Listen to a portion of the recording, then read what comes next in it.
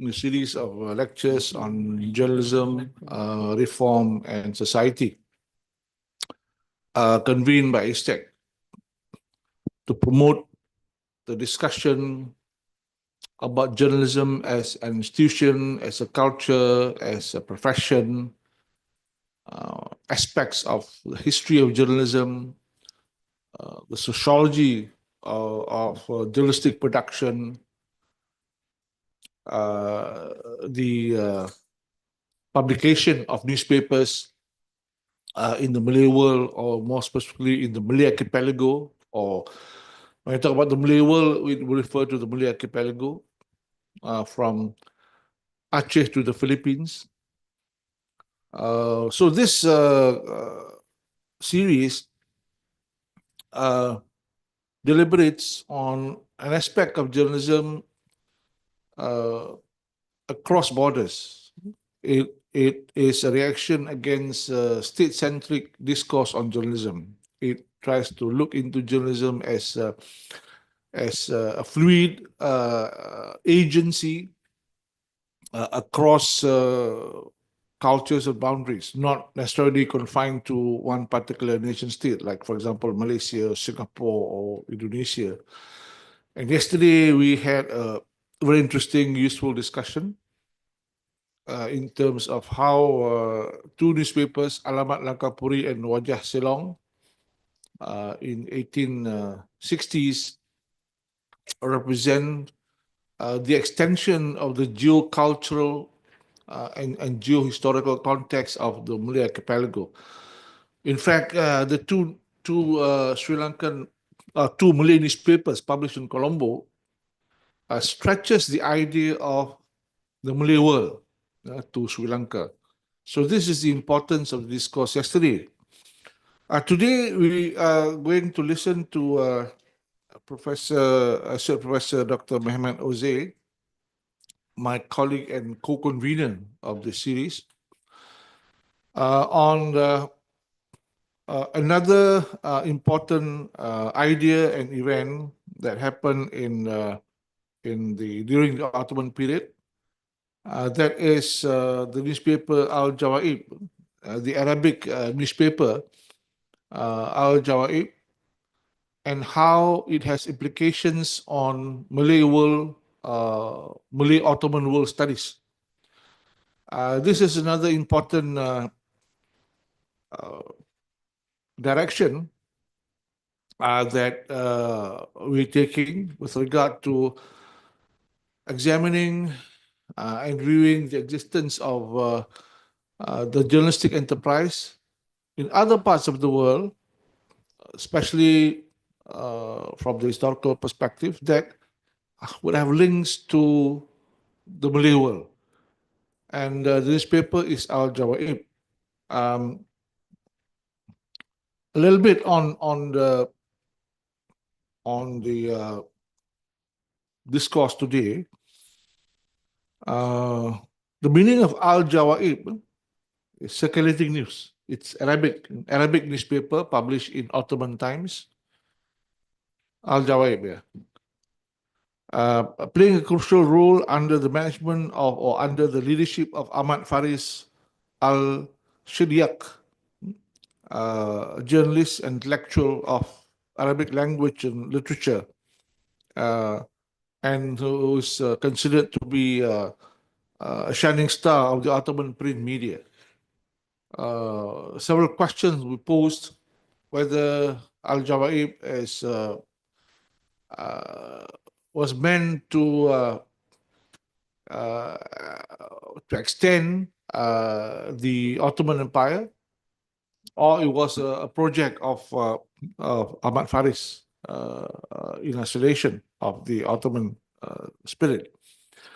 To deliver us and share this with us is Dr. Mehmet Özay, academic in ISTEC.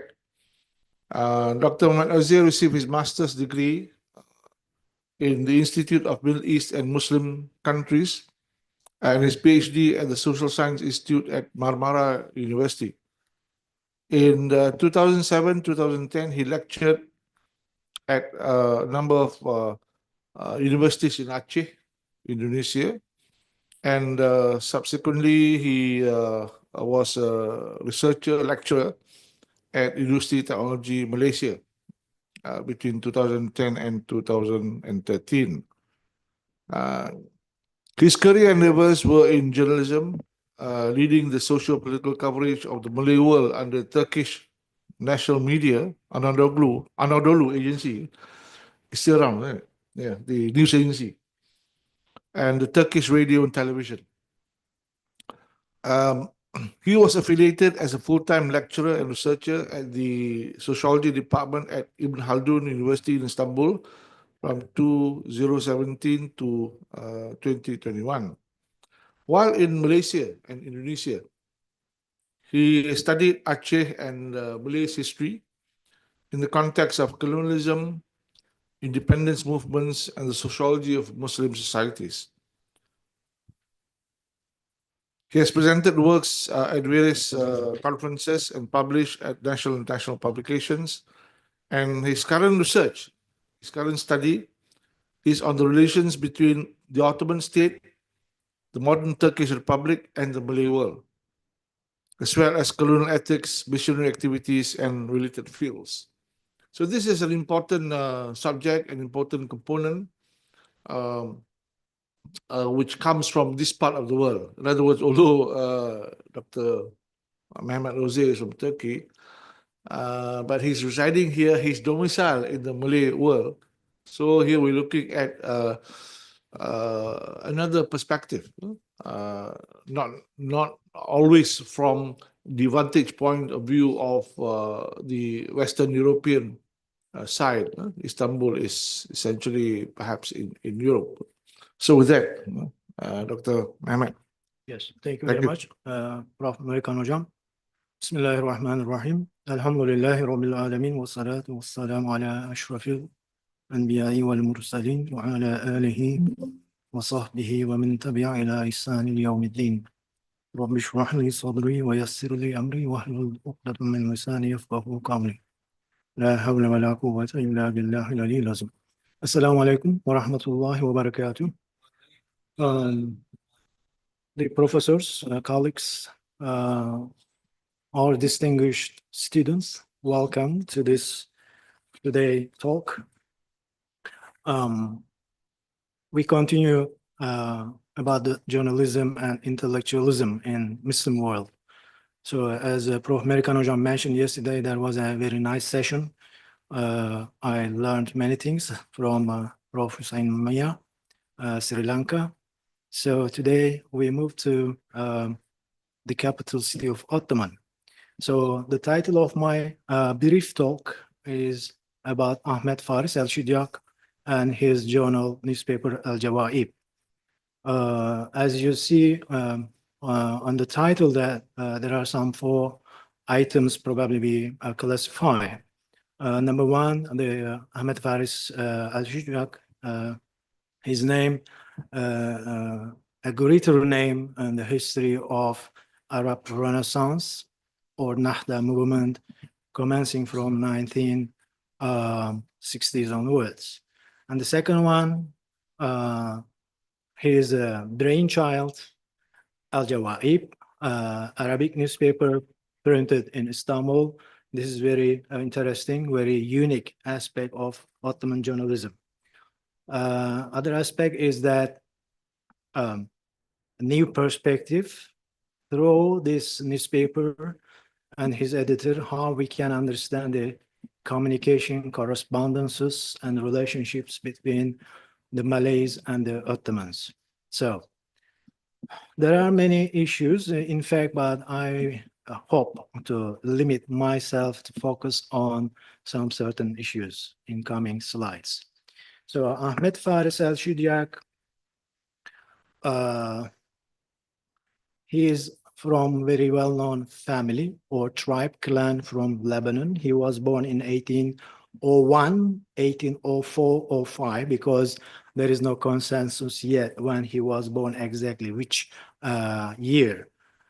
But the very beginning of 19th century in Ashkut, as you see in the map, This is an Ottoman map, Jebeli, Lebanon in the middle, you can read.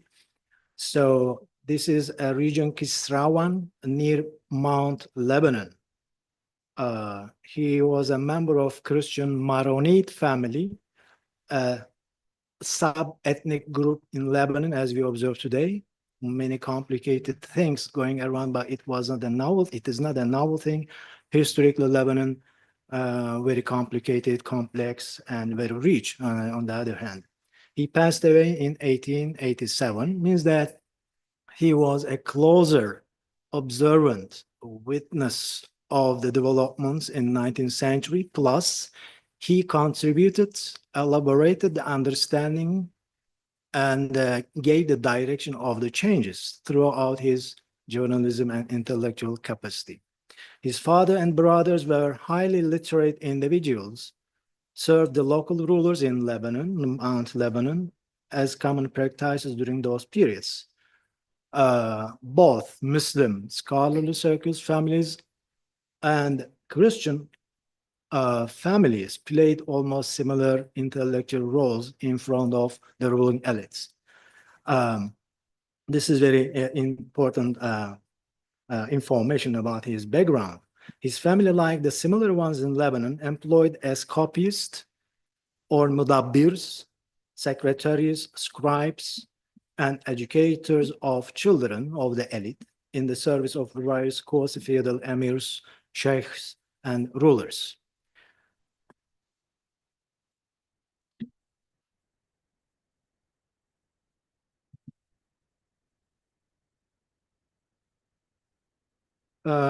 He passed away, I mentioned 1887, in Kadıköy, Istanbul, Anatolian part of Istanbul, but because of his wish,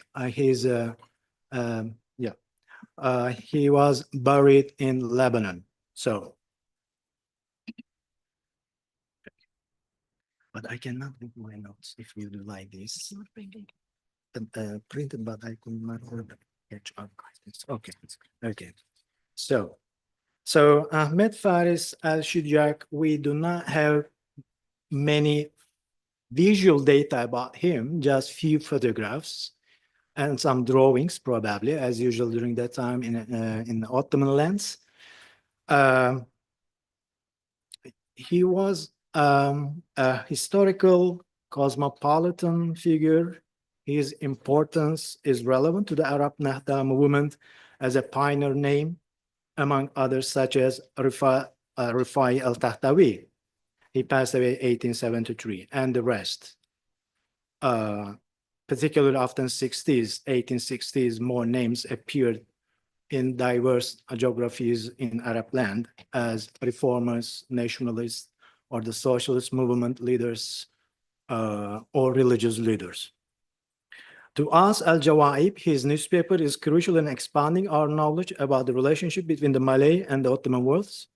He lived off as translator, journalist, teacher in close association with Anglo-American Protestant missionaries. This is another second, probably, important aspect of his background. Lebanon, he came from the elite family, literate family. Second, during that time, beginning of 1810s, 20s, missionary workers, missionary groups, particularly from France, England, and later on the United States, flocked in this region because of not only religious purpose, but political reasons. It was connected to the reform movement of the Ottoman State, particularly after 1839 Tanzimat Fermanı, or the reform movement, and continuously 1856 Islahat Fermanı, similarly reform movement continued. And these reform movements opened some more avenues for the foreign elements, including missionary workers, to work for their own similar denominations in those regions.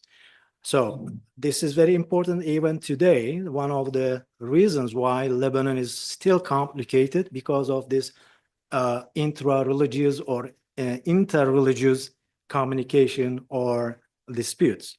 So even his personal life, which was full of drastic changes from spiritual conversion in 1857, means that he converted to Islam in Tunisia because of the efforts of Tunus Bey, the Raja Tunus Namanya Ahmad Bey, and physical migration to communication with the West and the East is valuable enough to analyze long-drew encounters among the nations, and in particular the Ottomans and general Malay world.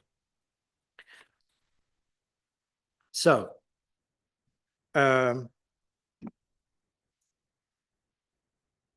what's the problem? I will introduce later on in details. This is a research project going on. The problem is that what was the Weltanschauung of Ahmad Faris al-Shidyaq by printing his newspaper Al-Jawā'ib?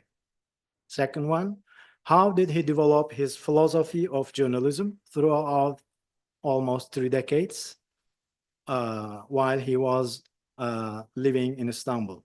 The third one is, to what extent did Al-Jawā'ib contain political, intellectual perspectives of the relationship between the Malay and Ottoman worlds?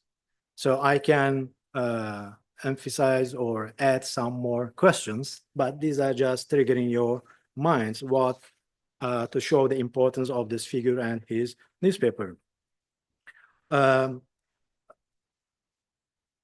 Three aspects are important in the early stage of al-Shidyaq's life. I separate or classify in 2 distinct areas. Number one is micro stage.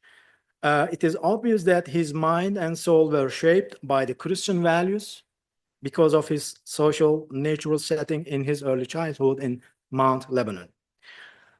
Intellectual environment means that, such as his father's personal library, molded his premature characteristics. This is very important. His father and later on his big brother.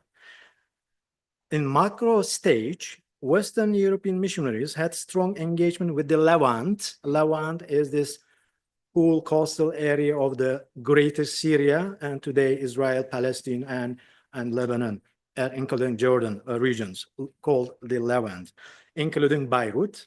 During the early decades of the 19th century, and Ahmad Faris started to work for the Protestant missionaries after his internal conversion from Maronite Christianity to Protestant denomination. So this is early conversion in Christianity from a subgroup of Christianity, means the Maronite Christians, very strong even today. And he converted to Protestantism because of social and political reasons, especially the attitudes and the behavior of the political leaders during that time. His big brother was victimized in the hands of these rulers, and his reaction until his late years, was still exists, what I understood from the text. Is it common for Maronites to convert to other sects? No, because there is very close-knit society. Unless there had been any significant developments, it was unusual to convert because they had their own education system, they had their own credo, they had their own eco-political system. That's why today when we name the groups in Lebanon, one of them is Maronites. And they were very intellectual groups, not any illiterate groups. So they self-protected groups. Okay. This is, yeah, the work as a research work. This is ethnographic work, or I can say journalistic ethnographic.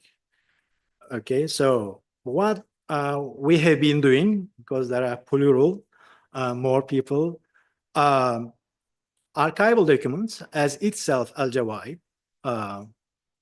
In Istanbul, I initiated this work 2006, finding some very minor issues in Istanbul Atatürk Library, run by the Istanbul Metropolitan Municipality till today. The second one is Jakarta, especially ANRI, Arkip Negara Republic Indonesia. I could not find any physical issues of Al-Jawā'ib in Batavia, in Jakarta, but there are significant references in the communication and correspondences among the Dutch authorities, starting from Istanbul Consulate, Den Haag, Singapore, Penang, and Batavia. So very internationalized issue regarding to the importance of this Al-Jawā'ib, connecting the Ottoman State, Ottoman community to Malay world throughout some issues. Later on, I will pronounce, inshallah.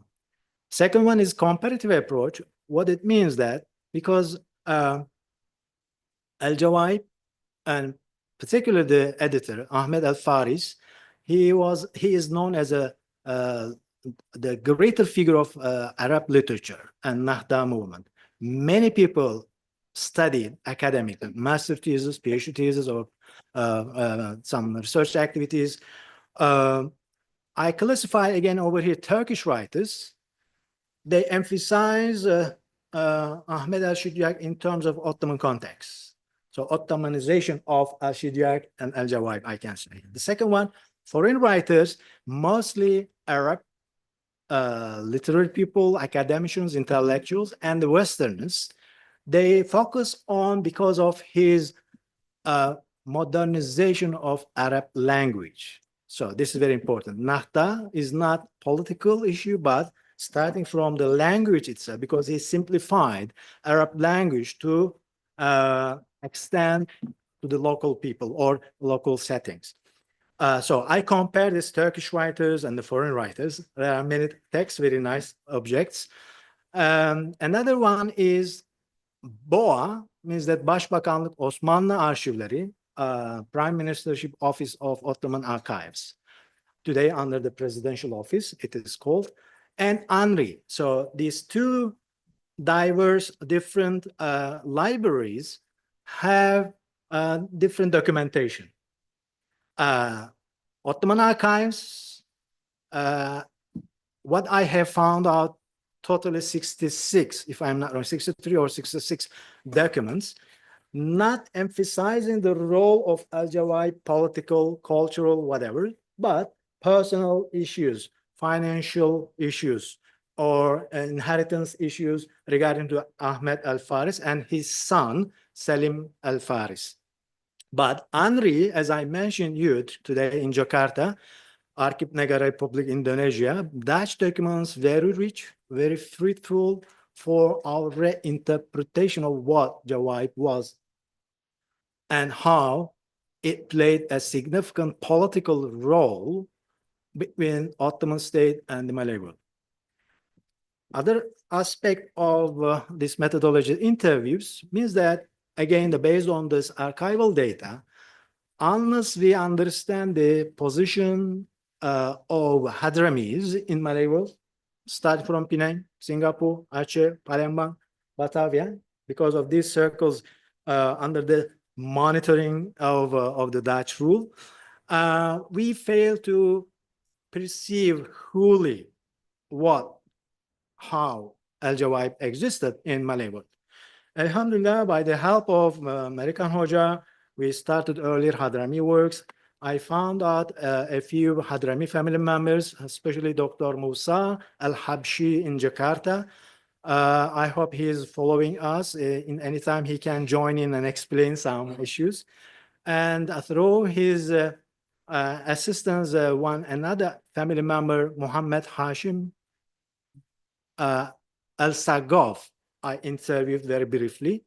So these people and the other Hadrami families' names mentioned in Dutch documents. This is very important.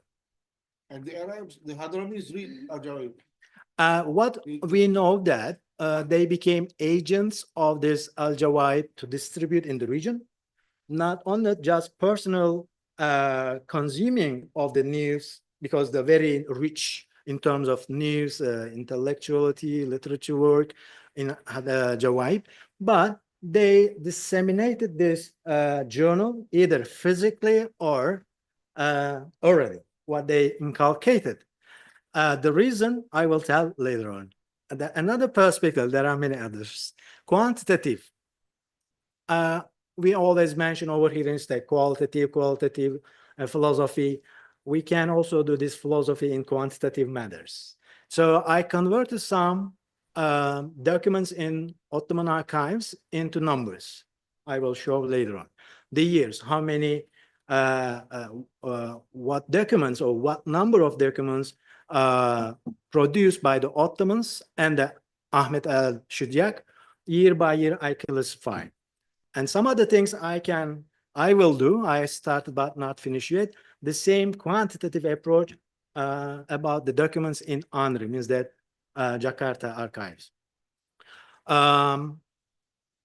The last one, the accumulation of all these methods, reinterpretation and restructuring the Malay world and the Ottomans' relationships. So this is the end product. Hopefully, it will be realized. Press in Muslim world. Ami Ayalon. Ayalon is a famous Jewish family. His father was also a great scholar, worked upon the Malay Arab worlds. Very nice books we have in Uzbek, SMNL. So his daughter, Ayalon, Ami Ayalon, mentions that one of the most intriguing changes affecting Muslim societies in modern times has been that in the modes of communication. Means that newspaper, print media, periodicals, what we have been doing by the leadership of American Hoca. So press in Muslim world, very important, not only just imitating the print media technicalities or the artisanship from the West, but beyond this, the Muslims, either from scholarly circles or from secular circles, they contributed significantly to disseminate their ideas and ideologies. That's why one of the important figures, al-Shidyaq, became a pioneer figure in Arab Nahda movements. Ahmad Faris, al-Shidyaq, and his brainchild, namely Al-Jawā'ib, provide us a greater avenue to comprehend the problems, changes, progress, and obstacles commencing from one person's life story, means that himself, to global Muslim affairs. His diverse professions made him engage with the Arab language and literature. With this regard, it will not be wrong to argue that he was the linguistic modernizer of the Arab world. This is very important. Unless you communicate through a medium, you could not be ideologizer.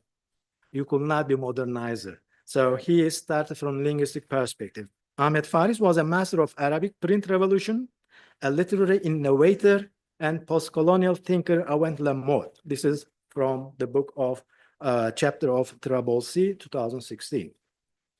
So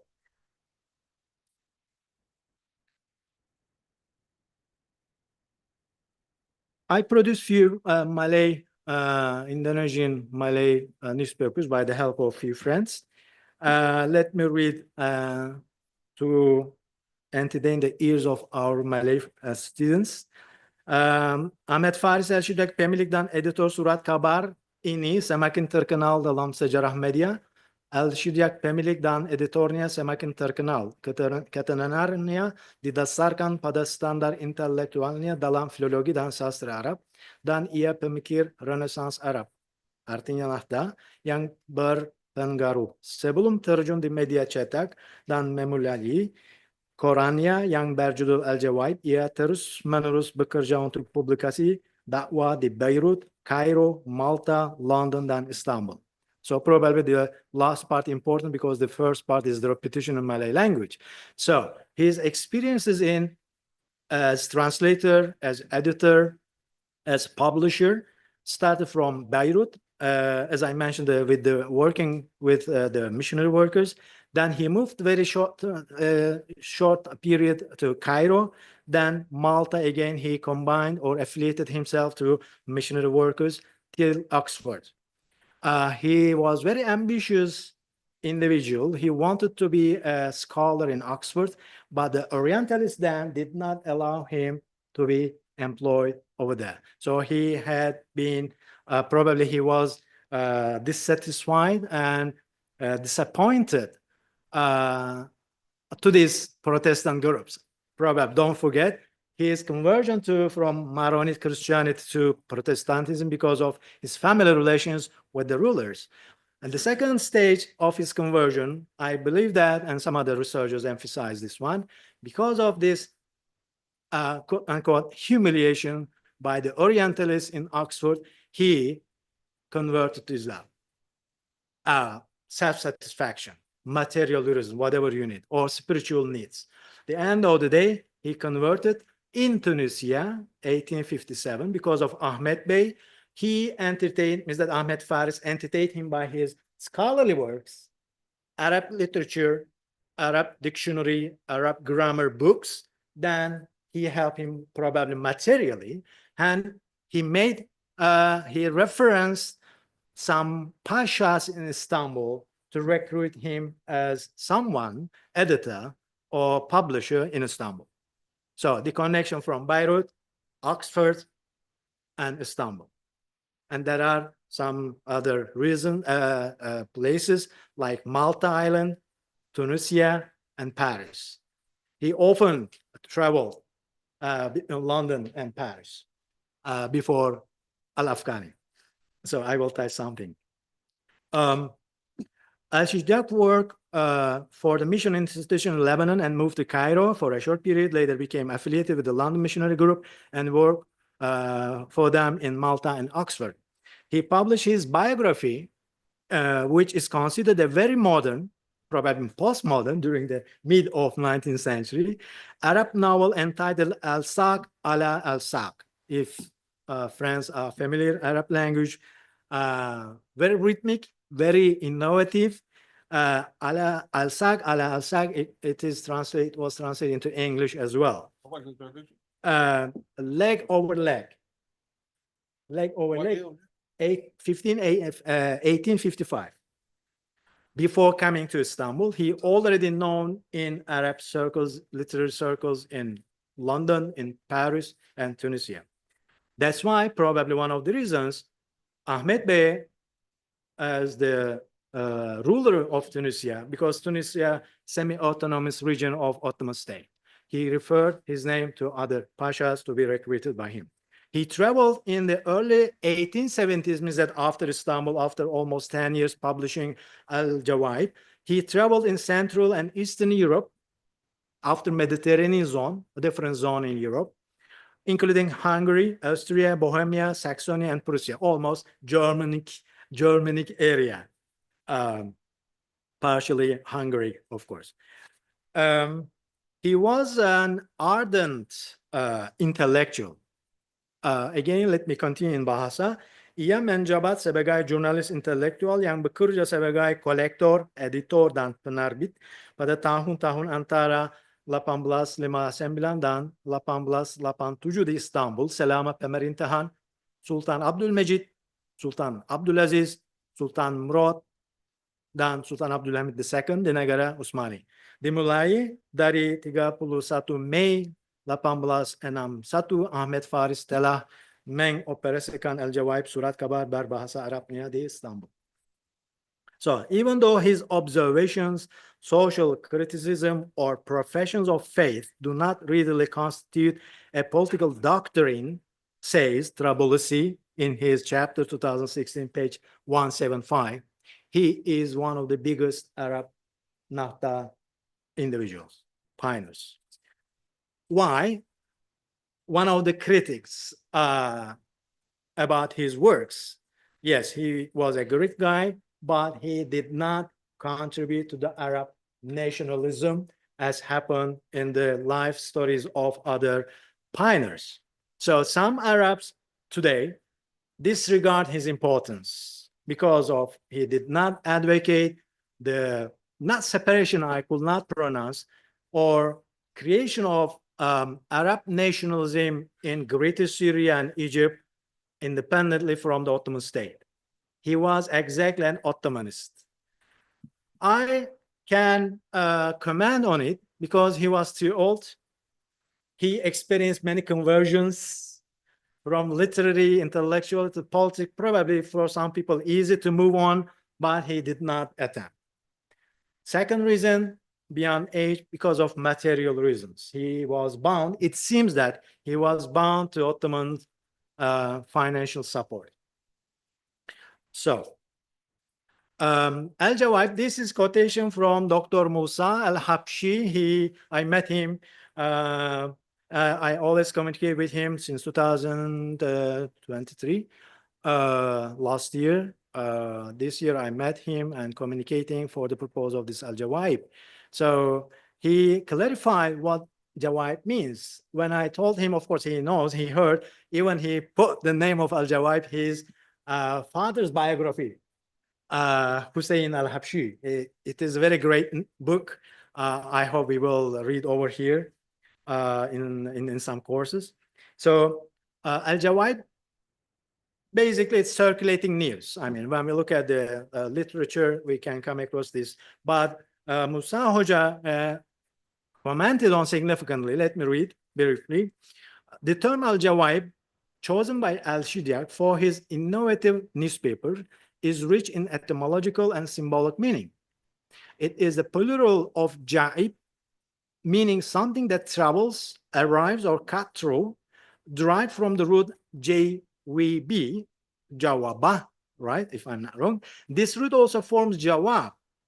Today we use, right? In Turkish we use also cevap vermek, means that respond, cevap, the same root, meaning answer or response. The contrast between the two is profound, while jawab suggests resolution and closure. Jawā'ib evokes movement, disruption, and the crossing of boundaries, news that travels unpredictably, provoking curiosity rather than satisfying it. I guess Dr. Musa detected something unique characteristics of al-Shidyaq. So al-Shidyaq reflected his characteristic into his books, the titles of books and the title of his newspaper. Very complicated, very provoking. Do not provide only answers, but disturbing the minds. This is very unique aspect of Al-Jawā'ib and his editor. Okay, so this is our research activity funded by ISTEC. Thank you very much for ISTEC, academic, non-academic administration, providing this opportunity to us. We are 5 people. Prof. American Hocam, thank you very much. He's supporting always. Prof. Former lecturer, Professor Walid Hocam in engineering faculty. He left for another country. Musa Al-Kazim Al-Habshi, I mentioned his name twice before. He's conducting his PhD. Soon he will be doctor, hopefully. And the brother Osman, our religious officer, he is helping me for some technical purpose. So till today, I produced 2 Malay articles, very brief, again by the help of our friends, published in Waspada, North Sumatra newspaper, and one Scopus journal. Yesterday, I received an email from the editor, alhamdulillah. They will soon publish this preliminary work. The title is Preliminary Work on the Intellectual and Civilizational Dimensions of the Al-Jawā'ib based on Ottoman sources. I did not touch the Anri. I did not touch Al-Jawā'ib itself. I just focus on Ottoman sources and Al-Jawā'ib. So there are many opportunities to produce works. Beyond this, 4 members of this research activity, I am very thankful to the members of this research activity. I appreciate their different scope of contribution. Beyond these figures, there are 3 librarians. I am very thankful to them. Number 1, Birol Ülker. He is the director of ISAM, Islamic Research Center in Istanbul. He introduced me the photocopy version of Kanzul Regaib, the compiled work of Al-Jawā'ib, compiled by al-Shidyaq himself, 2018, probably, 17 or 18. The second one, Carla Chalhuk, if I'm not wrong the name, pronunciation. She is a library staff librarian in the American University of Beirut. When I communicated with her, she generously provided me the portions of Al-Jawā'ib. And the third one, our chief librarian in Ishtiaq, SMNL, Mr. Fazli. So I communicated with Carla on 28th of August, and she provided later on in 1 month or 2 months because of communication going around, how they provided this one paid. I say I could pay. They say no need, but we could not provide all these 20-year publications. I selected some portions related to Ottoman and Malay world between the years between 1871, 1873. She sent me one condition: you should not share this document with anyone, with any library. So this is my promise. This is ethical convention. So beyond these primary individuals, I wish to remember frankly and sincerely Emeritus Professor Anthony Reid. I communicated with him regarding this matter as well, because he wrote how Mehmet Özay discovered Al-Jawā'ib. Because when I came over here 2005, I read some books. Number one, Anthony Reid mentioned Al-Jawā'ib regarding the Ottoman-Archer relationships. Number two, Michael Lafan. He is now, I guess, if I'm not wrong, in Yale professor of history. They mentioned these Al-Jawā'ib names, including Basiret, Ottoman Turkish newspaper, and Al-Jawā'ib Arabic newspaper. And one more person, Brother Eddie from Jakarta. Without his sincere assistance, I could not enter this archival library because there's very different approach to outsiders administration. I should collect, otherwise very tiring documentation process from the ministry. So he helped me to collect this archival document from in Jalan Ampere Raya, Kemang in Jakarta. So these are two versions of Al-Jawā'ib. So I mentioned there are many conversions, many transformations. Even Al-Jawā'ib provides us some elements of how it can evolved throughout the years. On the left side, you see the first hand-prepared, hand-by-hand, the preparation of Al-Jawā'ib. Please look at this title, Al-Jawā'ib, okay, and the writing style, very unprofessional, handwritten. And the second one, again, Al-Jawā'ib, very clearly, professionally printed, written and printed. And this is the Ottoman emblem, crescent and star, and this shape. So we definitely see that really Ahmad Faris invited by the Ottomans. Second, really, he was day one supported financially by the Ottoman government. So this first one, predicting that, allows us to predict that he initiated himself without any fund. But later on, of course, this is different year. It was produced by the professional hands after finding a significant grant from the Ottoman government. So that's why I mentioned. Yeah. If it's written by hand, yes. How would it be circulated? Copy maker? Yes. The first issues, yes, Hocam, thank you. Good question. The first issues, I don't think that circulated in many places. But even we don't see any information in masthead. But we see here masthead, even the page 4 later on, how and through whom this newspaper distributed. The name of agents, the name of cities, all the Mediterranean zone until Yemen. It is printed. This is printed version, yes. That is the early, the very first. A few copies. Yeah. That's why, I mean, even we have limited copies. That's why I say in Istanbul, we have very limited copies. The whole copy is in Beirut. Some people argue that Tunisia, there is one whole copy, but we do not have in, let's say, Singapore, we do not have in Kuala Lumpur, we do not have in Aceh or in Jakarta. What year is Jawā'ib begin? Yeah, 31st May 1861, the first one. The one that would have been a printing press in Istanbul already. Yes, exactly. I will give some other examples. Takvim-i Bekai, for instance, the state newspaper, as we observed Penang Gazette over here. They inform the community, public about the regulations, rules, new laws, or the trade interactions, the companies, many things. But this is very personal initiative. After first year,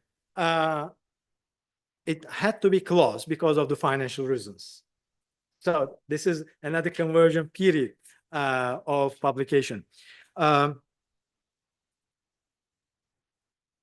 Ahmad Faris initiated Al-Jawā'ib first by his own initiative. We have yet to discover whether this initial stage was founded by himself, whether he gained material support from Arab circles in Istanbul, because we know that at that time there were more Arab communities from Egypt, from Syria, or whether any pashas entertained him by providing some funds.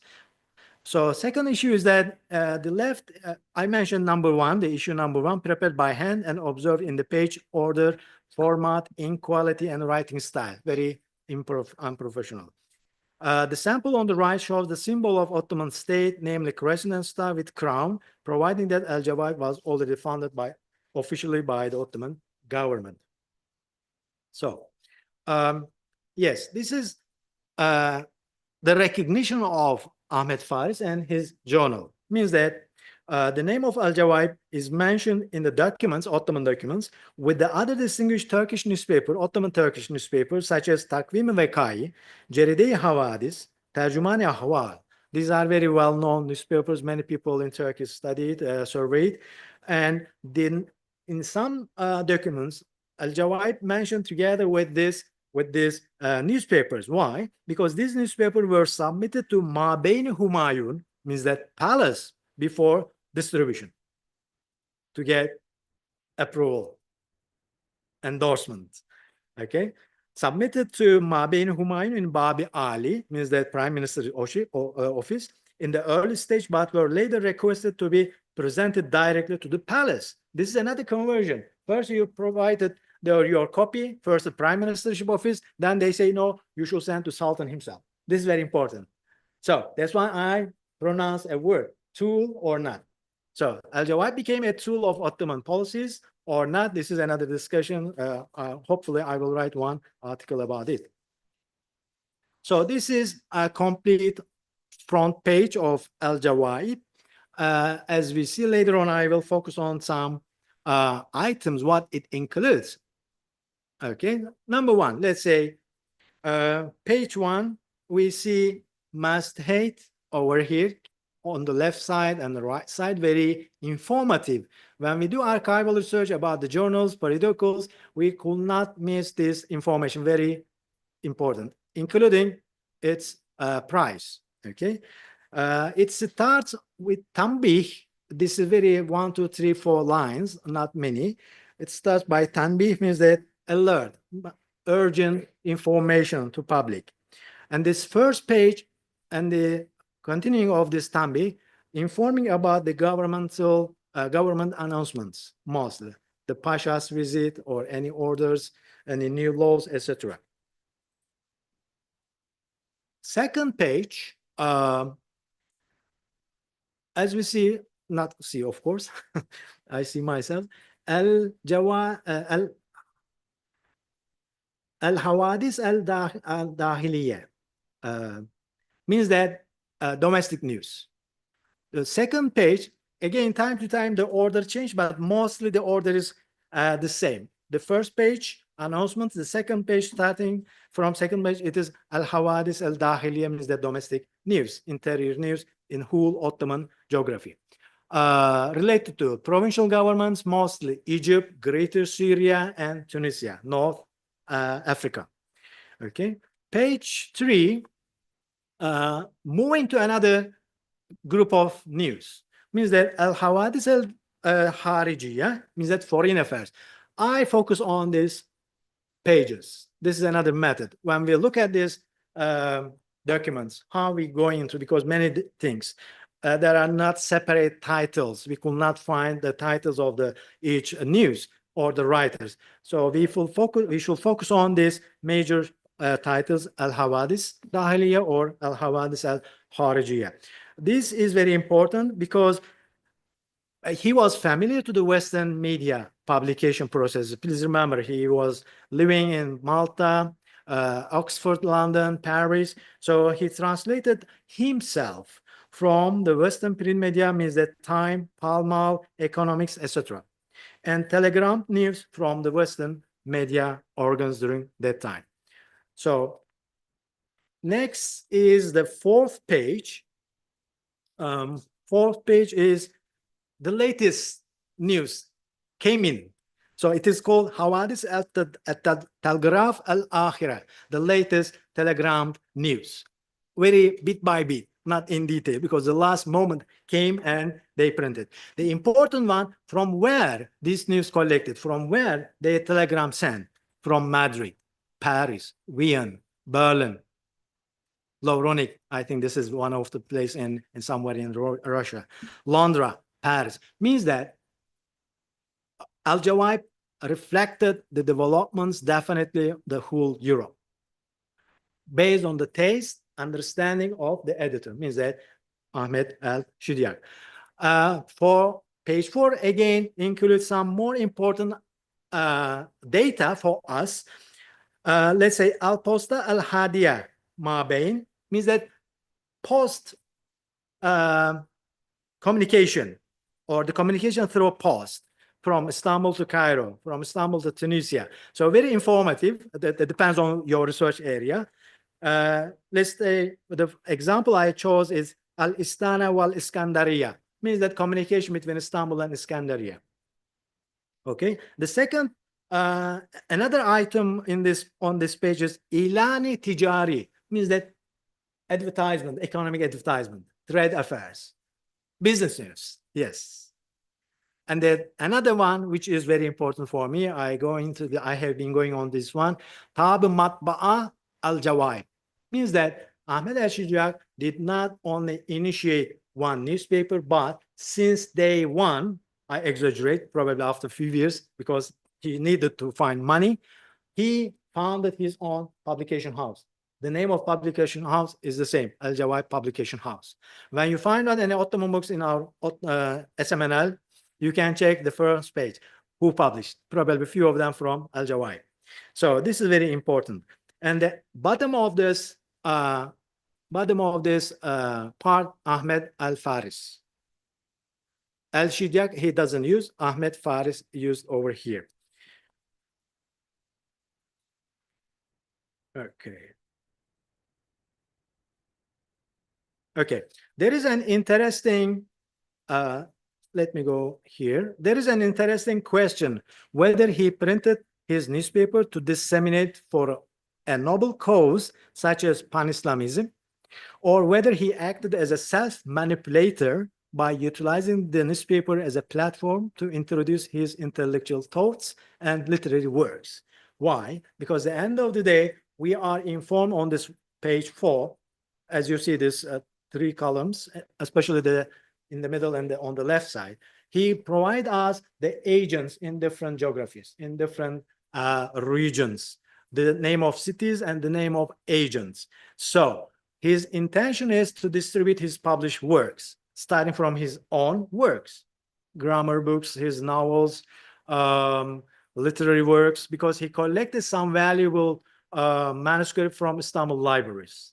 Even he criticized significantly the authorities in Istanbul, how you did not manage these valuable sources. This is one of the important aspects because of revivalism. We have been talking why we became backward, starting from our libraries probably, because he critically emphasized. For that purpose, I refer to Professor Ismail Unsal. He is professor at Marmara University and worked for years in Islam. He has written some articles about al-Shidyaq's understanding of Ottoman libraries in Istanbul then. And some other few foreign writers also mentioned his observations about the conditions in Istanbul. This is very disturbing the minds even today, I can say. Okay, so they are, friends, if you know Arabic, please can you read Walad al-Jawā'ib. Artenia, the child of Al-Jawā'ib. Very briefly, Al-Jawā'ib printed in Cairo by his son, I guess, because at the time he was too old, 1884, probably 1885, 7, between 2 years. Later on, his son moved to London, Selim Faris, because of some disputes, political disputes with the Ottoman authorities, he had to move to Europe. This is another story. But this is one example I found somewhere, providing us that another version of Al-Jawā'ib, but not much detailed information, neither there are many issues of it. Okay. I may say, let me continue about his observation about Istanbul libraries. He contributed to the enrichment of the intellectual life of Istanbul by his publication house. Please don't forget, I reminded you that during that time in Ottomans, there were not only just madrasas, religious scholars, but the Arab scholars, either seculars or nationalists or Islamists, flocked in Istanbul. So it means that there was a greater market. Plus, he, throughout his own communication, throughout his own circles, he reached from Morocco and until India. And one name we detected in this 4 pages, Al-Junaid family, one member of Al-Junaid family in Singapore became agent. But Penang, Aceh, or Batavia, I have not seen any. Probably if the newspaper reach in Singapore, definitely it will be distributed to other regions easily, because almost daily communications throughout vessels going around from Batavia, Singapore, Singapore to Penang, Riau, Medan, Aceh. So it was common at the time. He often visited old libraries such as Köprülü, Nuri Osmaniye, Millet in Fatih, today exists, you may see, observe, and collected old Arabic manuscripts and republished some of them. Okay, so his works, he produced many books. I did not get all of them here, just few examples. I mentioned Al-Saq, Al-Saq fi ma huwa al-Fariyat أو أيام وسهول وأوام في أجام العرب والأجام. So this is the full title of Al-Saq al-Asaq, means that leg over leg. So a bit long title, published in 1855 in Paris. So the second one, he compiled Al-Jawā'ib, but selectively, some news, some writings, or editorial writings. The name of this compilation, Kanz al-Ragaib, or Kanzul Ragaib. In Turkish, we pronounce Kanzul Ragaib, or Arab Kanz al-Ragaib. There are 2 news about Malay world. So he selected just 2 of them. I could not pronounce how many news about Malay world. I am still working on. Probably in the second article or the third article, I will write details.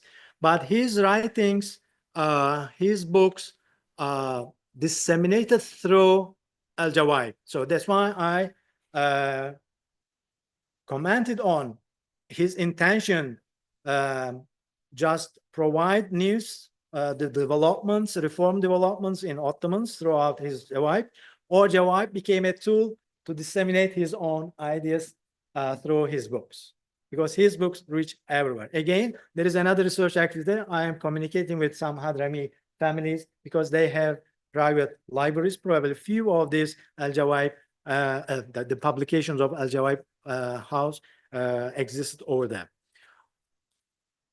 Okay.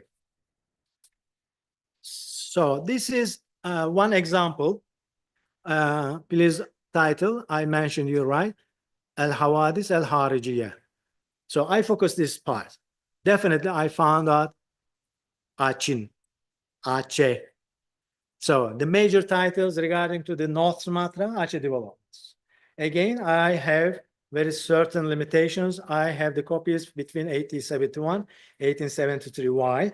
Because the writers I mentioned, they named Anthony Reid, Michael Laffan, mentioned, and the Dutch sources mentioning Al-Jawā'ib regarding to the Dutch war in Aceh, North Sumatra.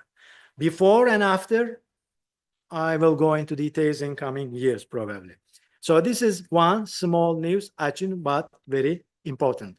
So this is an example from page 229 to 30 from Kanzul Ragaib, I can share with any of you, because, or you can find online, I guess. Alhamdulillah, Prof. Walid provided me. One copy existed in ISAM, but I couldn't get it online, of course. But this is again two news on the right side and the left side, one page each about Aceh. So this is my own study on translation or transliteration by blue ink. Okay, so this is one of the last documents, the one I wish to share with you. This is a Dutch document. Why it is important? Why it is important? Let me find the important. Because this is the cover page of documents. The Dutch classified, of course, very professional, very bureaucratic rationality. Each document has classified by numbers. So after number, this is in page, they inform briefly what the content. So we find out over here, Nederlandische Indie, this underline, Nederlandische Indie means that East Indies, means that Malay archipelago. They're not colonization. Fun Fauzi, right? And this underlined another one, this one, Al-Jawā'ib. But I discovered that there are 4 or 5 different writings about Al-Jawā'ib. Jawab. So because they translate from Arabic like me when they write in Fleming language, Dutch language. And another important one, I mean, this is a research activity, how we detect, because of the vocabulary, not the reading all text, okay? This is Constantinople. Means that when I combine Netherlands Indies, Al-Jawā'ib, Constantinople, I go into details to read, to translate, transliterate many sections of word by myself, by the help of friends, or by AI. AI working well currently very nicely, but not copy pasting, right? AI cannot interpret, but I interpret after I get the translation. Very nice. There are many documents. Hopefully, I will provide in coming months throughout our publications. So this is one last item, one of the last. Pan-Islamism or Ittihad Islam, because Turkish writers, I mentioned you, right? I do comparative approach, what the Turks say, what the foreigners say, what the Arab says. Hopefully soon, what Malay scholars say about Al-Jawā'ib and the relationships of Ottomans and the Malay world. So exactly Turkish writers have Ottoman-centric perspective. This is, okay, understandable, but it is not far from bias, prejudices. You have affirmative prejudices, the Ottoman state. What about the others? So my intention is to look at all these Al-Jawā'ib contents, looking at Arabs and Hadrami and the Malay world. Why? Because the news provided to Ahmad Faris al-Shidyaq and printed in Al-Jawā'ib did not produce by Ottomans themselves. Malay political elites provided by hand in Istanbul throughout the envoys or sent from here. Means that Ottomans learned by the Malay political elites what had been going on in the archipelago. This is very important. So, second one, Pan-Islamism always connected with Abdulhamid II. This is wrong. If we talk about Ittihad Islam, please read some documents. In 16th century, Acehans attempted significantly to communicate with the Ottoman court because of religiosity, because of Ittihad Islam, if we extend this communication process. But even in the late centuries of Ottomans, Ittihad Islam or Pan-Islamic understanding started not by Abdulhamid II, but after 1799, Küçük Kaynaca Treaty, after the war with the Russians, losing the territories, Ottoman sultans converted themselves to Khalif, political leadership of Muslim world. Almost 100 years, Pan-Islamic understanding to some larger extent existed in Ottoman court, right? But this gave direction to the Malay communities, or Malay communities independently, they develop understanding of Islam, Islamic discourse, Islamic political discourse, and communicated with Ottoman court. This is very important. Okay.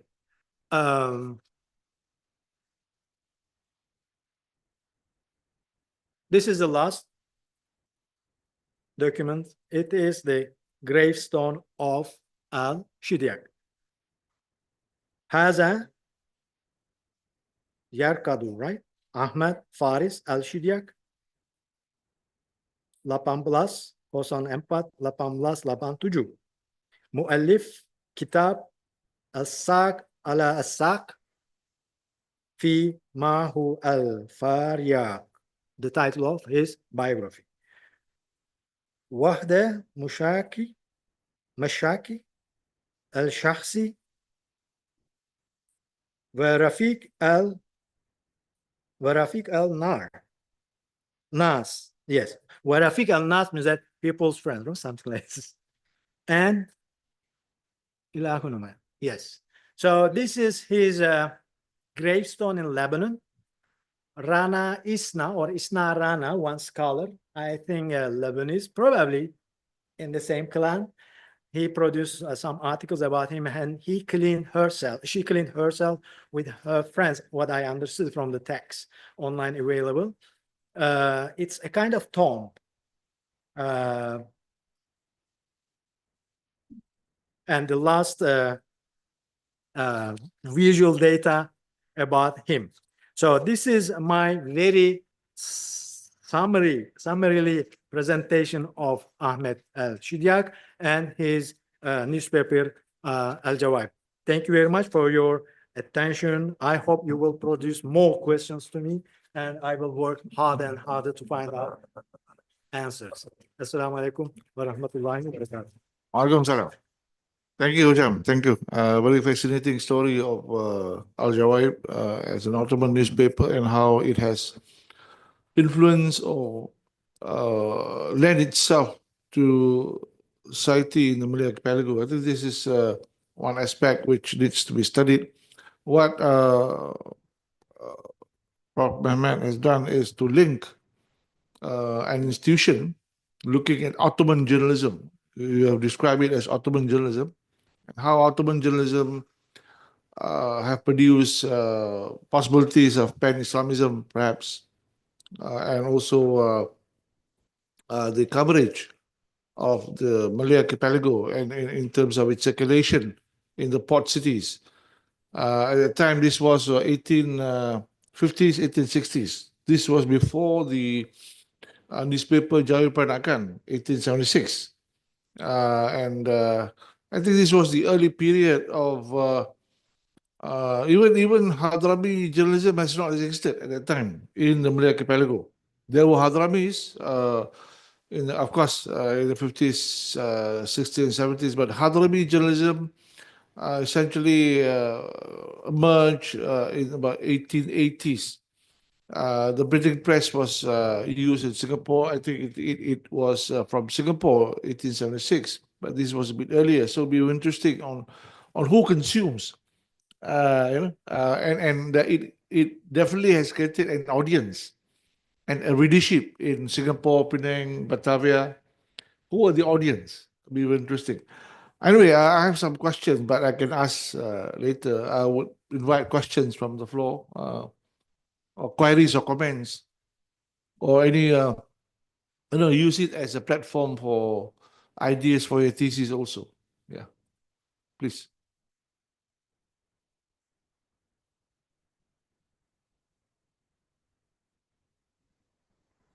Please go ahead. Your name? Assalamu alaikum wa rahmatullah. Alhamdulillah, my name is Balet Hossein. I am a PhD student, Department of Fiqh and Usul Fiqh, International Islamic University, Malaysia, IIM. So before also I came here and joined so many programs.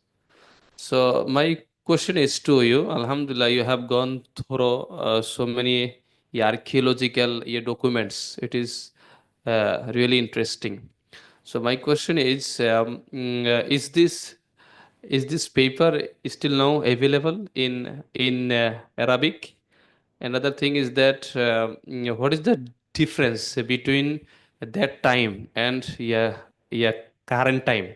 Do you find any differences yeah, in terms of news and other things? I mean, what is the actually basic difference between that time and this time in terms of news quality or in terms of yeah, please. Okay, thank you.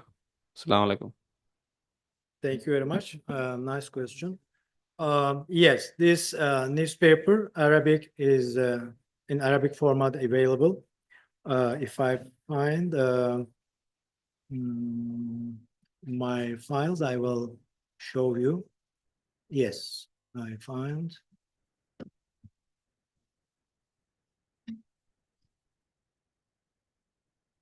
Yes, this one.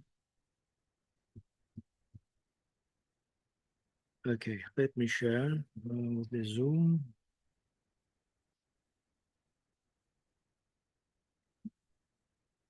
Yes, this one.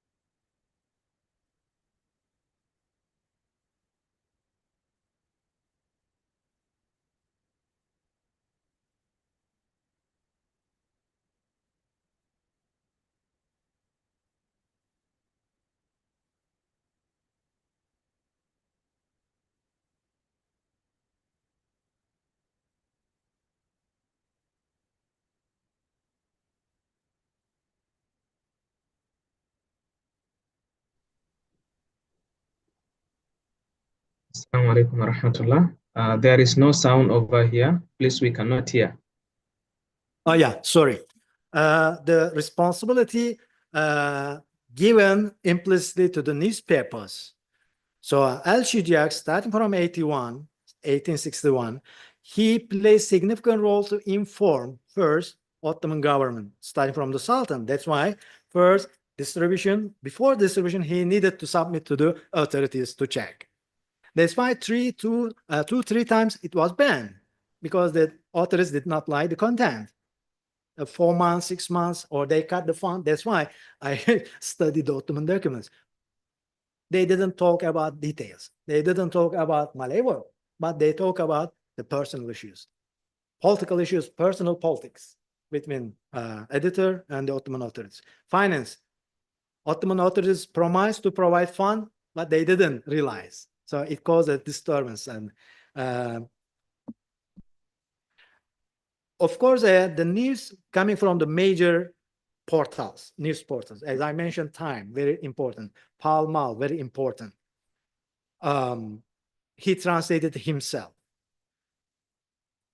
After that, Ottoman authorities discovered the importance of the newspaper. They ordered to translate some portions of Al-Jawā'ib into Ottoman Turkish. I couldn't find these versions, but there is an understanding that it played a significant role. This is very important. And then later on, the second step, probably you didn't ask,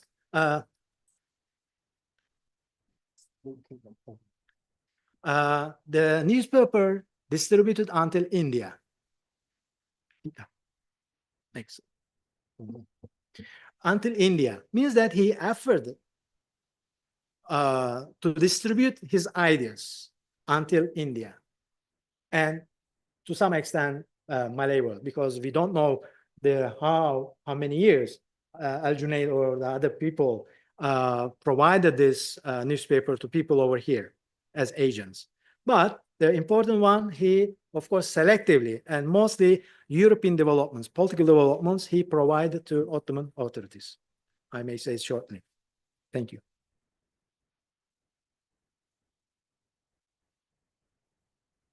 Yeah, who reads Al-Jawā'ib in India?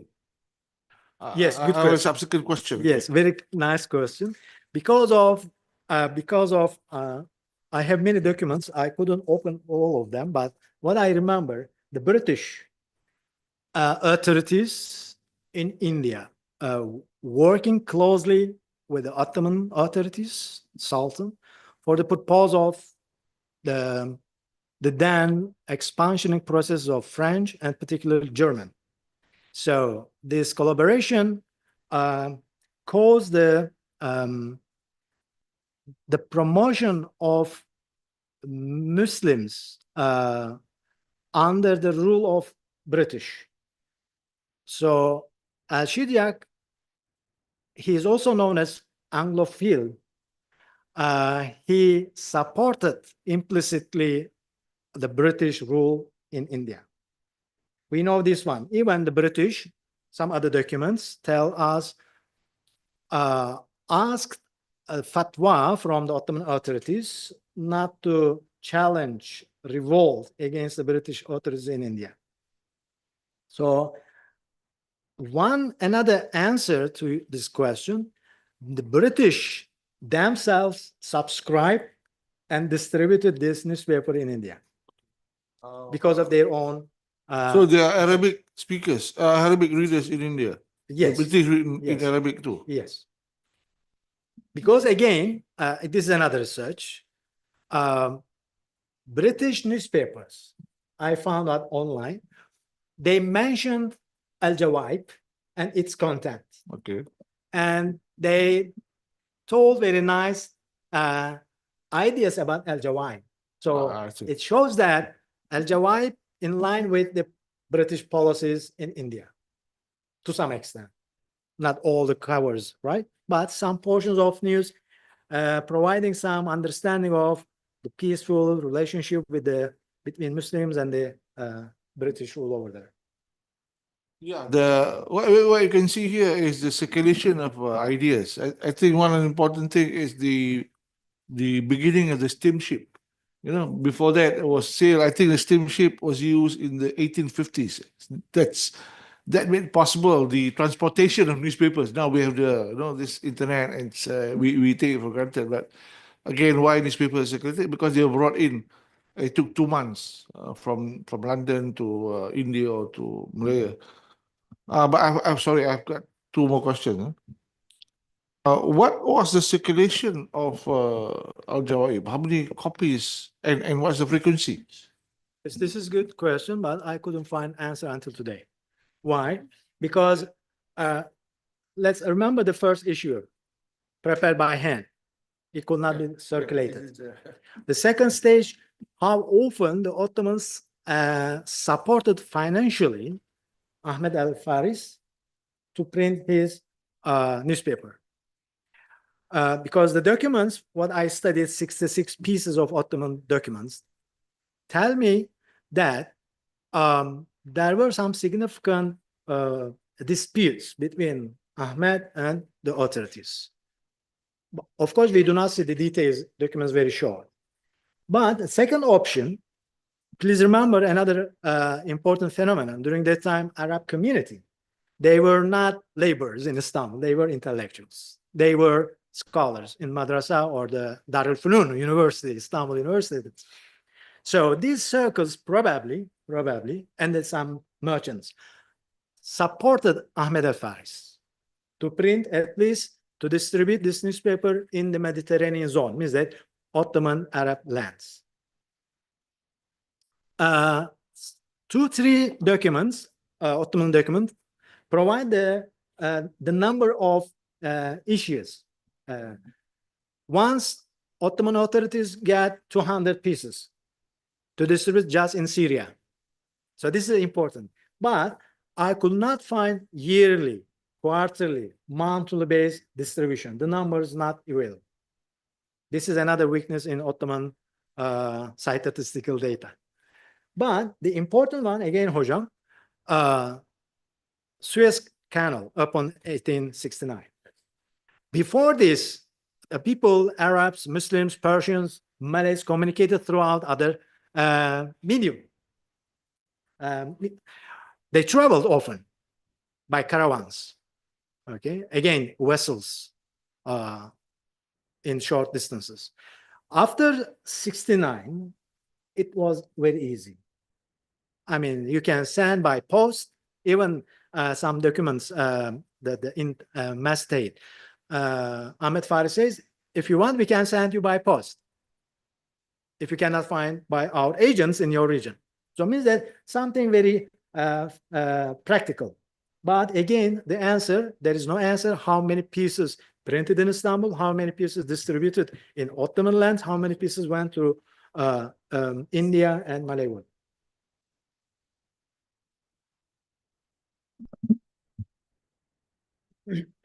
Assalamu alaikum. My question is about the reasons behind printing this newspaper and circulating. Like you have mentioned, one of the purpose, provoking curiosity than to answer the questions or needs of people. So was there any specific reason behind these sorts of intentions? Yes, I mentioned very briefly, during that time, please don't forget, Ottomans still under the reform movements. They experienced starting from, of course, Selim III, the late 19th century, 18th century, Mahmud II, Abdul Majid, Abdul Aziz, and Abdul Hamid. So all these reform movements were very important, not only for the Ottoman authorities or the Ottoman Turks or the Balkanian, Ottoman Balkans, but the Arab world. When the time comes, 1960s, Ottomans already lost Balkania because of the nationalist movements, starting from Greek, Bulgarians, Bosnians, and some other minorities over there. But Ottomans targeted to protect the unity or union between the Ottoman Turks and the Arabs. That's why Ahmed al-Shidyaq was invited by the authorities, as mentioned by some writers, or he himself found out opportunity to go to Istanbul and work on this matter because he was a capable person. That's why I emphasized 3 times the first issue, the first year he printed, he wrote himself, not by the support of Ottomans. Means that the day one, welcome, we provide you some Ottoman dinars or the gold, please do your service. No. After a while, Ottomans got idea to reach the Arab lands throughout an Arabic journal serving for the Ottomans' political purpose. Again, there is not just one reason. Probably there are multiple reasons. One of them is his intellectual curiosity to distribute his ideas.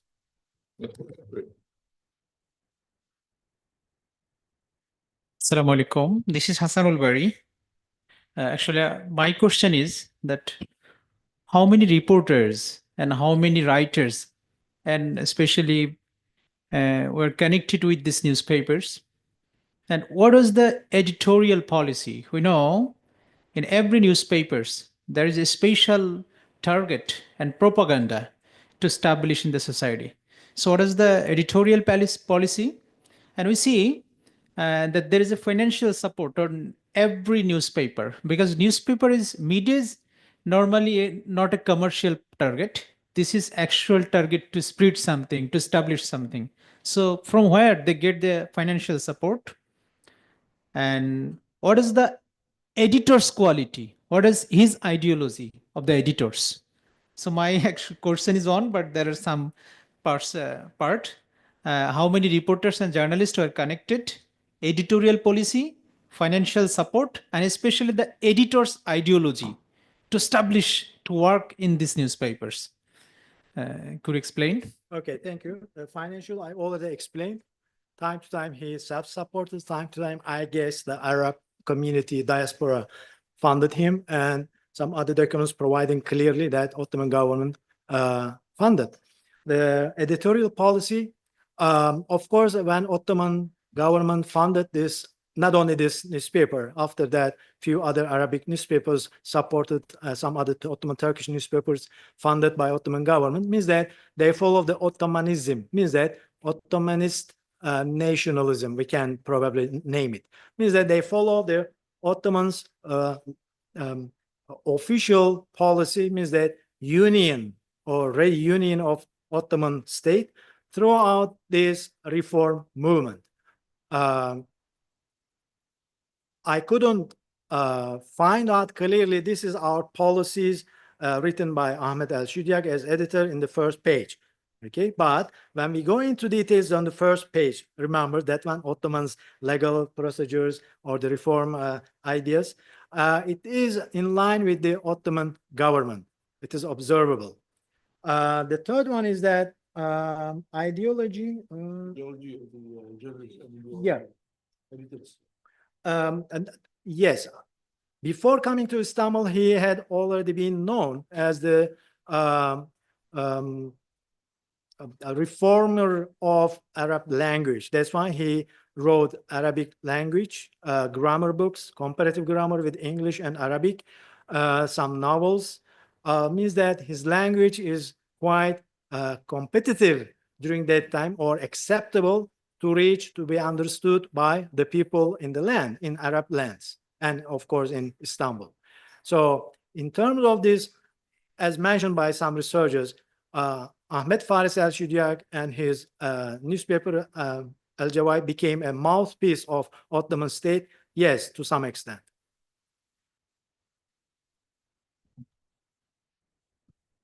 Assalamu alaikum, sir. As you mentioned that Al-Jawā'ib was first used to submit to the palace, right? My concern is that how do you see this? How do you see the pros and cons? And you said that you're going to write on this again. So I would love to read that also. But sir, when did the newspaper in Arab get rid of this tradition of like sending it to the palace, and how long it go? How long it was there? Thank you. Yeah, I mean, it was common. I mean, even over here in the archipelago, either in under the British rule or in under the Dutch rule, all newspapers first sent to the authorities to check for the security reasons. Let's say Dutch had very concern about the pan-Islamist activities and so on. Ottomans followed the same rules, especially the Western media. That's why a good question. Western media at that time, not wholly, but mostly against the Ottomans, okay, politically. So that's why Ahmad Faris al-Shidyaq selectively got the news from the European media and translated into Arabic and served for the purpose of Ottoman government. So it was common practice, not only just Al-Jawā'ib. Let's say I mentioned Basiret twice. Basiret was well-known newspaper, and it is labeled as a pan-Islamist newspaper, mentioning again the Malay world. Even Basiret was banned 2-3 times.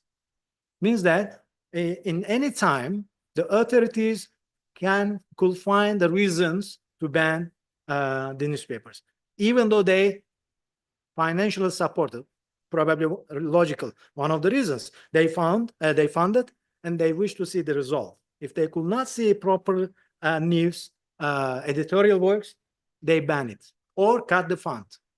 It means that it's the right of the state or the authorities that they can ban any newspaper. How do you see this? This authority and state the same. I mean, Yeah, it means that exactly. sending palace, probably Sultan was too much easier, but his close circles checking this. But time to time, you know that Abdulhamid himself checked personally, very, very smart. I'm not too sure if it's Ottoman system to vet newspaper contents at that time. Perhaps it was specific to Al-Jawā'ib. And there's so many newspapers at that time. There may be some state regulation, but to vet the newspaper every time the publishers, perhaps I mean subject to, but I think it's an exception. Yes, Hocam, I forgot to tell. Thank you very much. Of course, there was a law, press law. All these journalists, the editors, must obey this rules. Yeah. Yes. Yeah. One Maybe last I thing. missed that. I want to know if there were government arrangements for reaching out to people before Shidyaq came around, because like we have today, national broadcasting station, where there's something like that during Ottoman. I mean, the Ottoman government, did they have means by which they communicate to the people earlier before Shidyaq? Okay.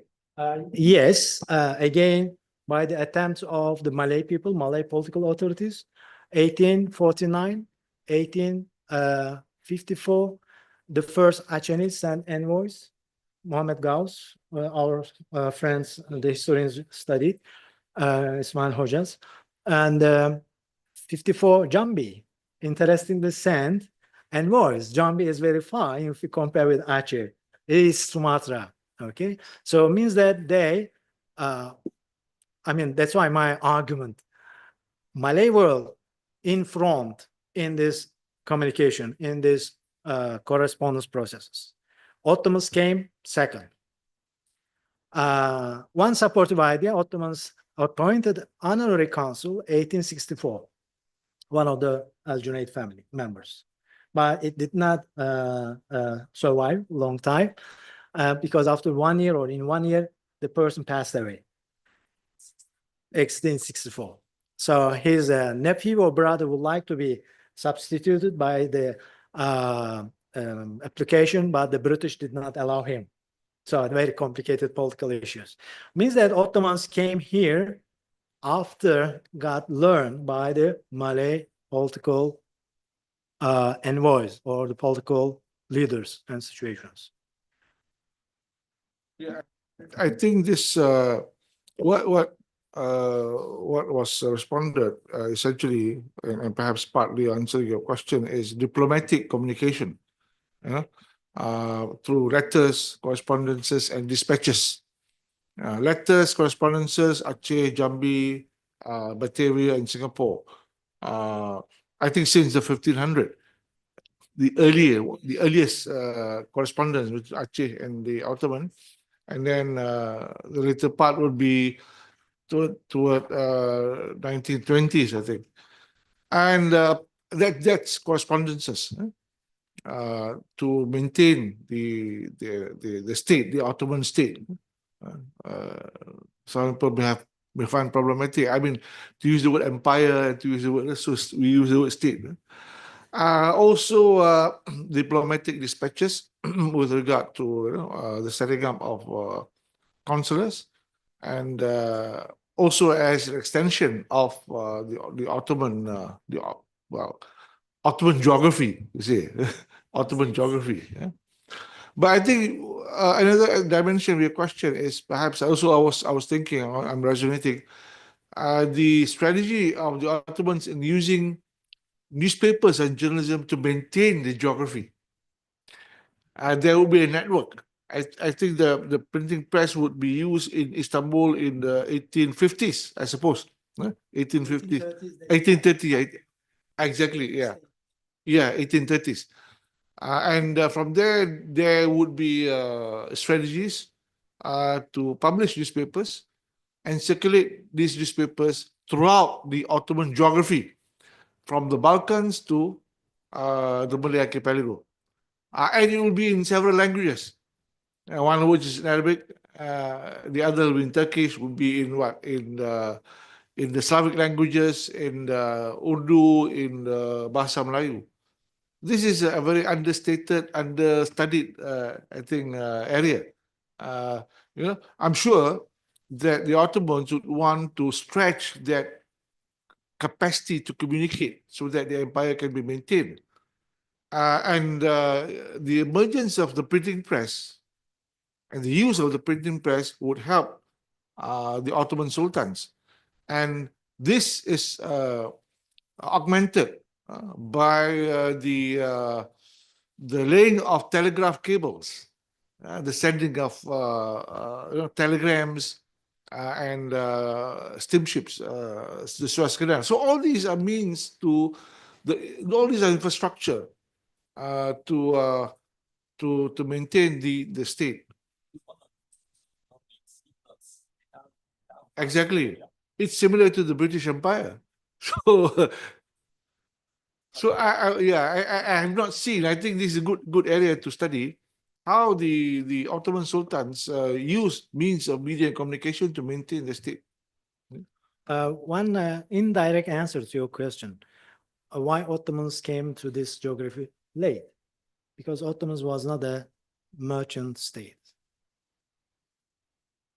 Second proof, when the Ottomans, I think 1880s, initiated to open a consulate in Singapore, British authorities rejected, arguing that Ottomans did not have any trade affairs with this region. Why they opened consulate?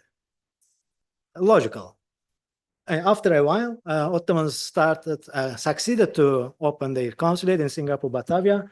But what they have done, what they did, we should study and see the results, not the trade affairs.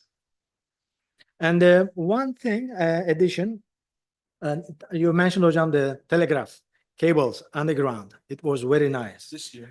During the time of Habib Abdurrahman al-Zahir, he reached Istanbul, I think, November or December 1872, just before the Dutch war in North Sumatra.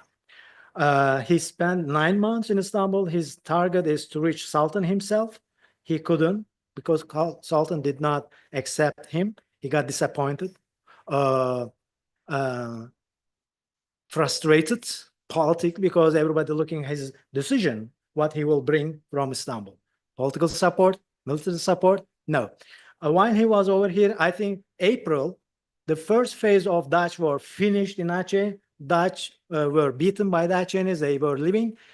Tukupaya from Penang sent a telegram message to Habib Abdurrahman al-Zahir in Istanbul. This is very interesting how they communicated, because it means that Habib Abdurrahman al-Zahir must have been assisted by Ottomans, at least some individuals, because he needed to go post office to pay. Of course, he was a capable person as a political leader. But there are some other elements we need to discover from this relation. It means that Tukupaya, as the leader of Aceh movement, could send message to Habib Abdurrahman al-Zahir. But my research question, after Abdurrahman al-Zahir went back to Aceh, 1873 October, Ahmad Faris Shidyaq communicated with the Malays, Acehnese, Jambis, or Javanese throughout cable or not. Okay. Before we adjourn, because we look at the overlaying existence of the British Empire and the Ottoman geography. Essentially, they existed at the same time, although Ottomans was earlier. And the use of the telegram, the telegraph cables were laid by Reuters 1869 from London, the undersea, through Suez and to Singapore and to Hong Kong. The reason being is that they want to control the empire. So again, they would not want the telegram or the cables to be used by other powers. I think they were sabotaged. I'm sure the British will look into who used the cables. So again, this is another dimension that we can see why perhaps there is less communication taking place apart from the British communication. And Reuters is one of those. In fact, Reuters is a cable company, okay, that made possible the institution of the press agency, the news agency. The person who read that was Israel J. Beers. He's the name. The founder of the Reuters news agency was Israel J. Beers. So and it was a very important institution, a very important tool for maintaining the British Empire. And this will be seen as where the Ottomans are concerned, the British will see it as subversive if they were to use it. All right, I think we one more. Okay. Yeah. Oh, okay. Oh. Okay. Okay. Yeah. Okay. Yeah. Okay. Sir, did he ever mention about Japan? Because at that time, Japan was as a rising power. And because he was translated in the section of foreign news, did he ever mention about Japan and its Yes. role in... There were some news from China, Japan, Siam, Thailand, but this news not coming from originally from those regions, from those countries, from those people, but throughout the media, printed media in the West. I see. Okay, so partially the British newspapers in India, if Ahmad Faris reached directly or indirectly, or through cables, but not directly from the people of this from this geography. Yeah. Assalamu alaikum, Prof. Thank you so much. And my name is Ahmad Ikhlaq. I'm from State New Student. And your conversation was really beautiful, mashallah. And I really like the old writings that you had given us so far. So my question is that what kind of topics, as you have like shown us different kinds of old materials. So what is covered so far? And what about your thesis, your findings? How much you have like covered so far and how much it needs to be covered? And also how many copies you got so far from 3 libraries, as you mentioned before? And what about the copies which delivered in India? Was in English or in Urdu or in Sanskrit?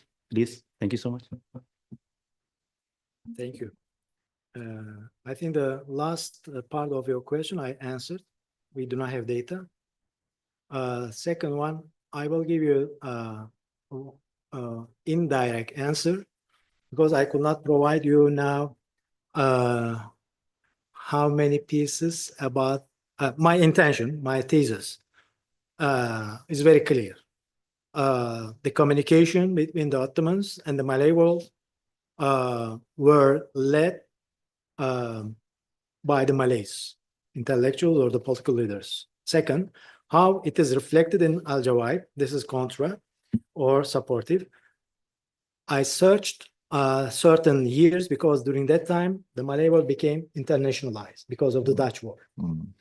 Not only Dutch Malay Muslims, but until the United States, in Europe, Italy, France, involved to some larger extent these war conditions. Because Chinese try to reach all these sources throughout the councils of America, councils of Europe, the Italy and France in Singapore.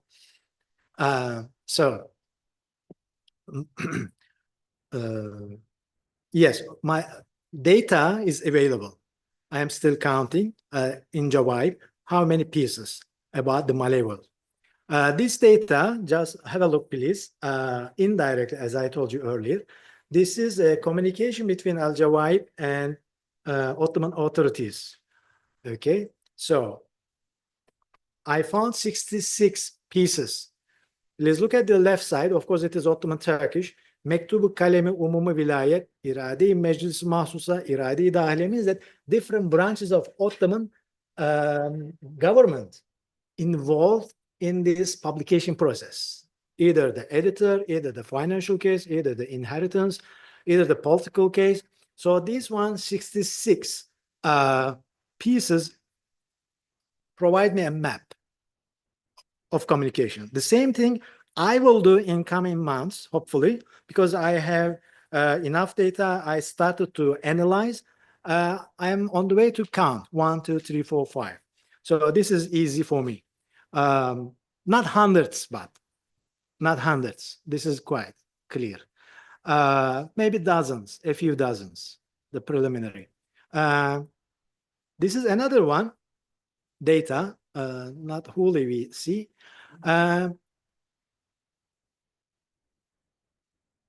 Communication between, again, Al-Faris and Ottoman authorities based on the years. Means that what we see order 64, right? In the year 64, 1864, two documents.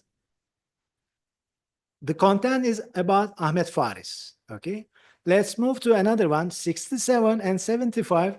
There are no any documents. Means that no communication or Ottoman sources available, but we could not reach because we use keywords. Time to time, the documents exist, but in different places. Misclassification, okay? Let's say 1882. There are 13 increase, right? During the time of Abdulhamid. But the classification, 5 of them about Al-Jawā'ib, 8 of them about Selim Faris, not Ahmed Faris, but his son, because he became elder person. He transferred the authority editorial work to his son. I guess 1897, 1880s already. His son became the editor, administration staff of Al-Jawā'ib. So a similar data or similar classification I will do by the UNRI documents over here. And third one, the similar classification I will do Malay news in Al-Jawā'ib. So we will have triple aspects. We can compare, we can interpret many things. Thank you very much for your question.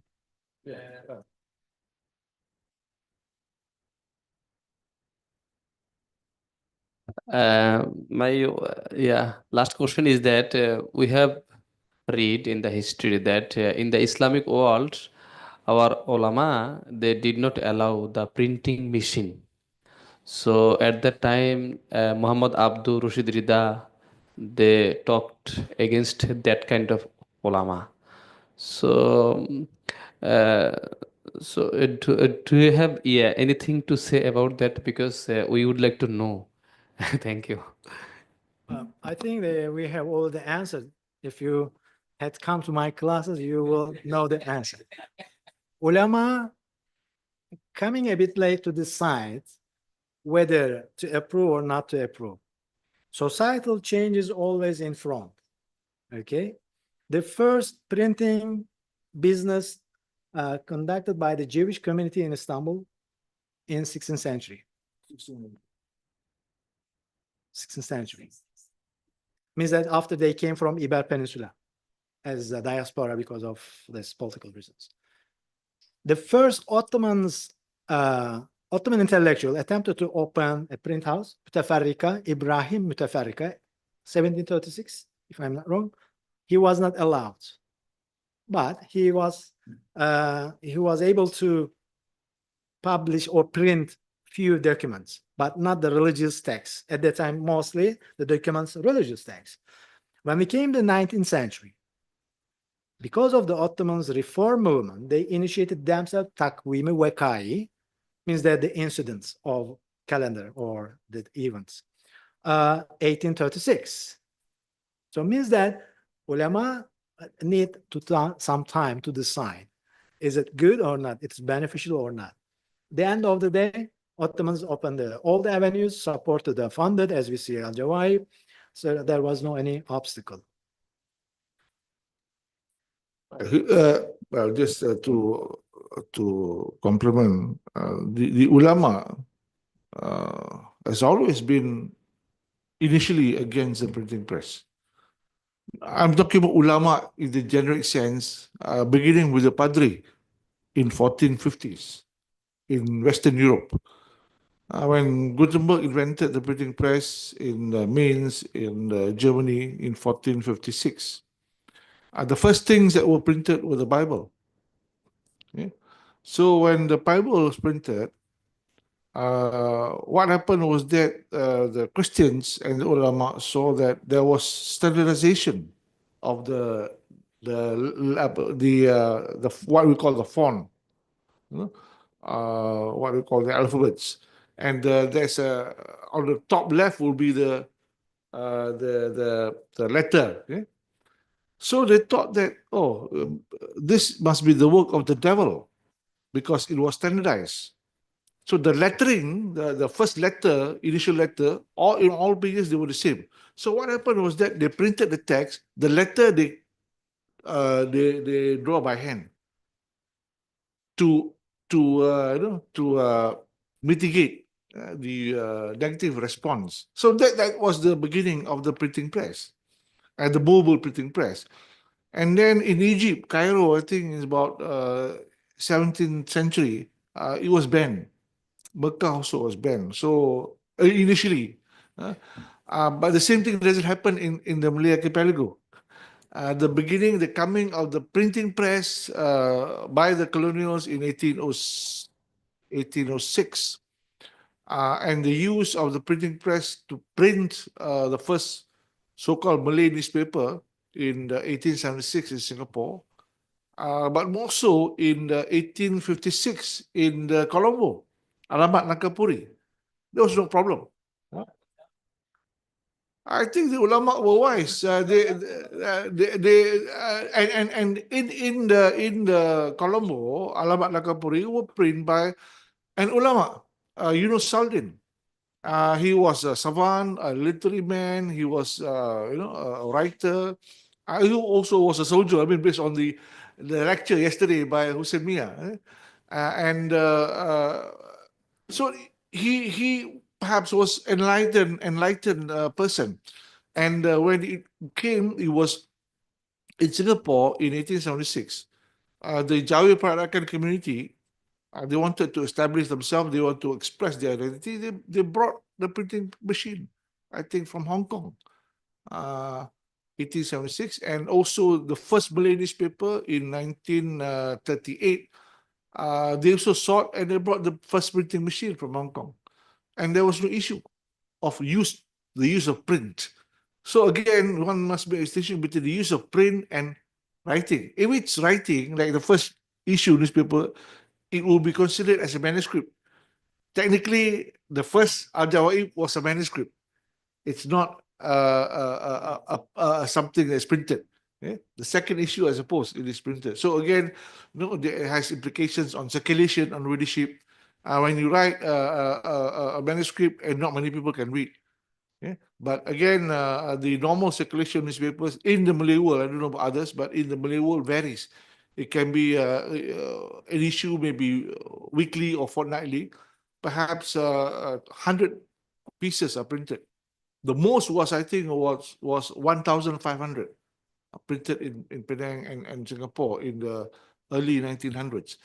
And you look at, you have to measure one piece of newspaper is read by 10 people.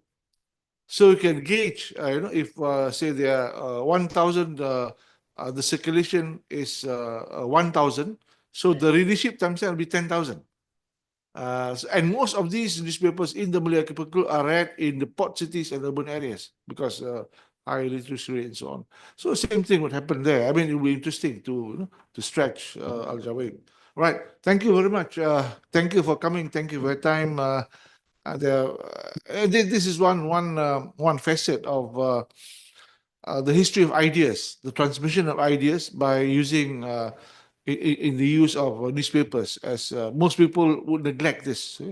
Another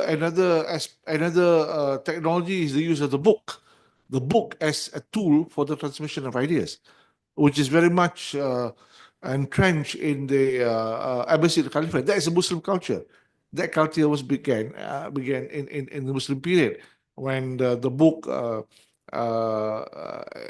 is produced by scribes. And when you read, there's the sharah notes. Those are sharah. These are Muslim culture. So again, those are the examples of the institution of the redistribution of knowledge. And here also we have this idea of the redistribution of knowledge. Thank you so much. Thank you, Wocham. We'll be collaborating more, and you'll hear. Well, we'll organize more of these sessions. In fact, next year there'll be a good lineup of topics, and I hope you will come and listen. Thank you so much. Assalamu alaikum.